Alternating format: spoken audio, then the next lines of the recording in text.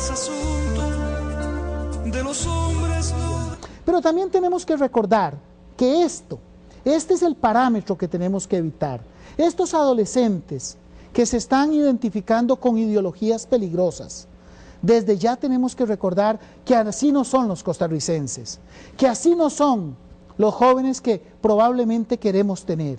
De ahí la enorme importancia de darles una identidad, de ahí la enorme importancia de darles valores que les permitan defenderse de la cultura. Cuando observamos el segundo parámetro, nos vamos a dar cuenta que es la necesidad de afecto. Esos adolescentes que vienen de hogares donde la mamá solo sermones, donde el papá se desplante de poder, donde la violencia aflora todos los días, donde el alcoholismo en uno o ambos padres es del cada día. Esos adolescentes llegan del colegio y se meten al cuarto, se brincan el convivio familiar y del cuarto van a la calle y a la calle a buscar afecto. Claro, en la calle lo que se puede buscar no es afecto, lo que me le van a dar es sexo. Y entonces inician las relaciones sexuales. Esa necesidad de afecto lo que va a crear son grandes desilusiones, grandes traumas. Por eso es adolescente que está de la nariz del novio, es adolescente que ve en esa relación todo su futuro y hoy ese novio le dice, si te vi, ni me acuerdo. Es adolescente que tiene relaciones porque sus compañeras tienen relaciones. ¿Lo ven acá? Y de un momento a otro vuelven a esa necesidad de identidad, de saber quiénes son, de saber cómo enfrentar la vida. El inicio de la vida sexual en nuestras jóvenes va a irrumpir en grandes riesgos. Podemos irlos viendo detenidamente.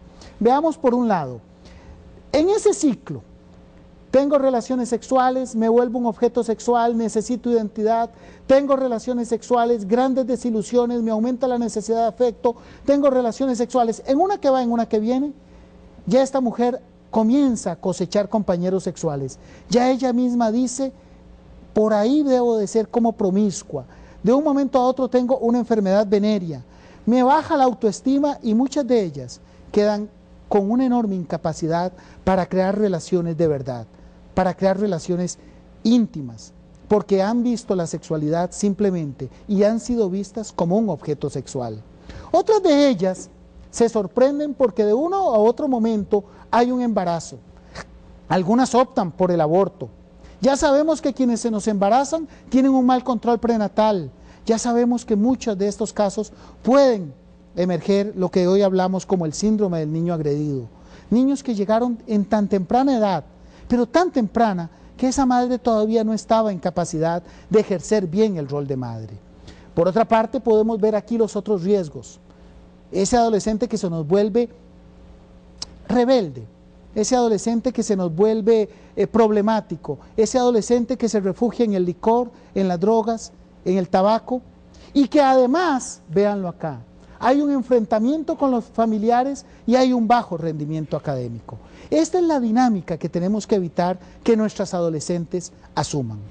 Y entonces, cuando nosotros vemos esta realidad, nos preguntamos, ¿qué es lo que tenemos que hacer con los adolescentes? ¿Tenemos que darles pastillas anticonceptivas?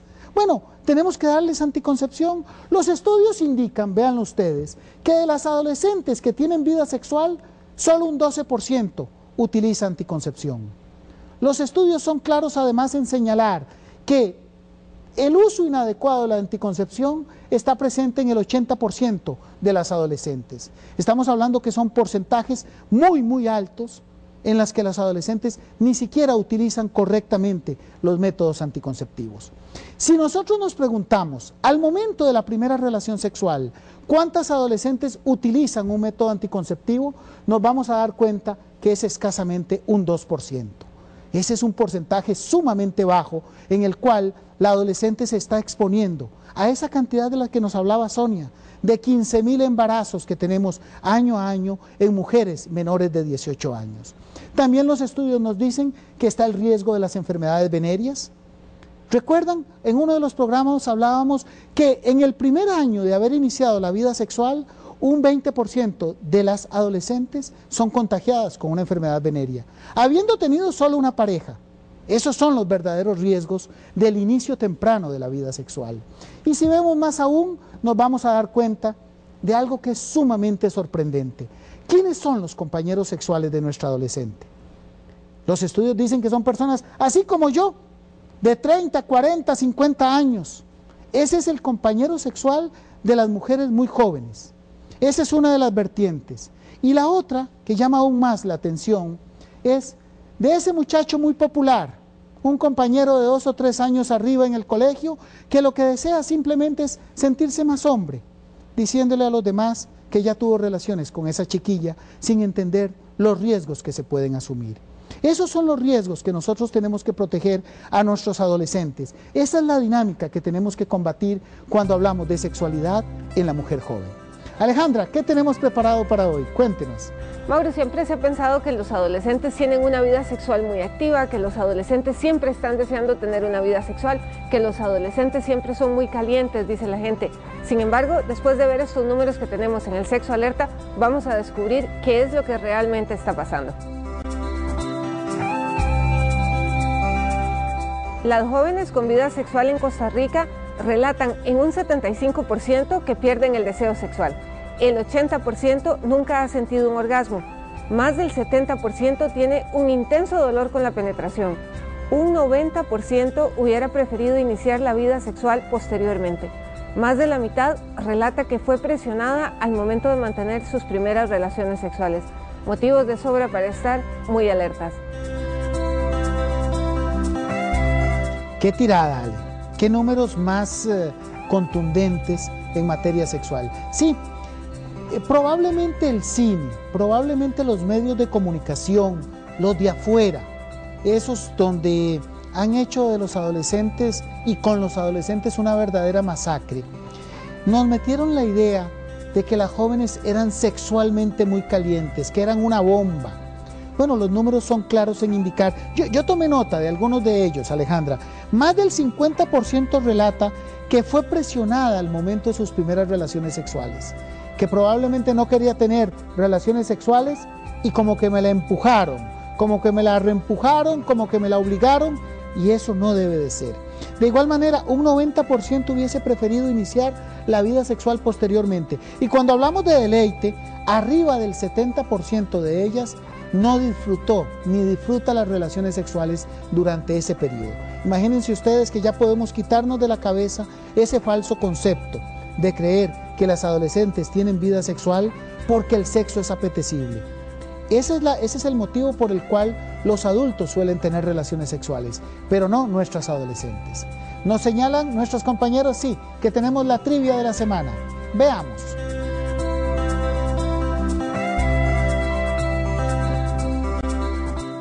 ¿A partir de qué momento está la mujer en capacidad de embarazarse?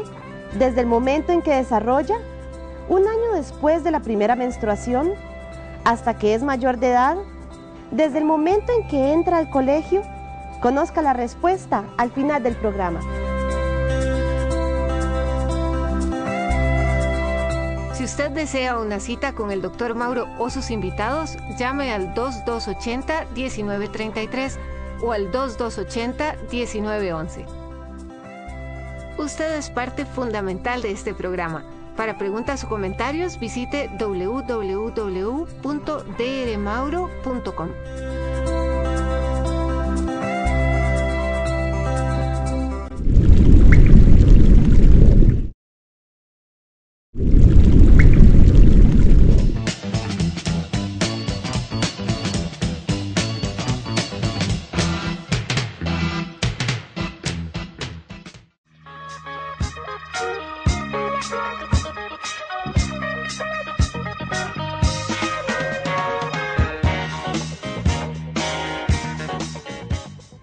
El amor es asunto de los hombres, no de los cobardes. Los amantes cobardes no llegan. La adolescencia es una época llena de dudas, llena de preguntas y llena de confusiones. Y no necesariamente de los adolescentes, sino más bien de los papás que no saben qué hacer con esa chiquilla que antes jugaba con muñecas y hoy ya pegó el estironazo y es toda una mujer. Afortunadamente este es un tema que ha sido estudiado tanto por la ciencia como por el sexo para poder darle a usted las respuestas que usted necesita. Mauro, ¿por qué se acepta como algo natural que a partir de la adolescencia las niñas empiecen a tener novio? Recordemos la tradición, recordemos que los 15 años se celebraban hace 60, 70 años como una forma de indicar en el pueblo que ya la chiquilla se había convertido en mujer y que probablemente en 1 o 2 años ya estaba casada y en 4 o 5 años tenía 3 o 4 hijos. Esa era una tradición cuando la adolescencia duraba 2 años. Hoy que tenemos una adolescencia tan prolongada de casi una década, hay que cambiar ese parámetro para proteger al adolescente del inicio temprano de la vida sexual. Mauro, antes los papás marcaban ciertos permisos, te decían cuándo puedes empezar a usar maquillaje, cuándo podías usar tacones altos, cuándo podías empezar, por ejemplo, a tener novio. ¿Qué pensás al respecto? No, esa es una norma que tiene que seguir. La palabra padre significa protector. Hoy tenemos que entender y hacerle entender a nuestros jóvenes que el meterse a grandes lo que van a ganar son simplemente riesgos. Tenemos que tratar de prolongar que la niña no se nos meta en ese mundo de adultos, que no ande en mundos de adultos en donde los riesgos no van a ser manejados por ella. Es fundamental que el padre ejerza su autoridad como padre en el ámbito familiar. El amor es asunto de los hombres.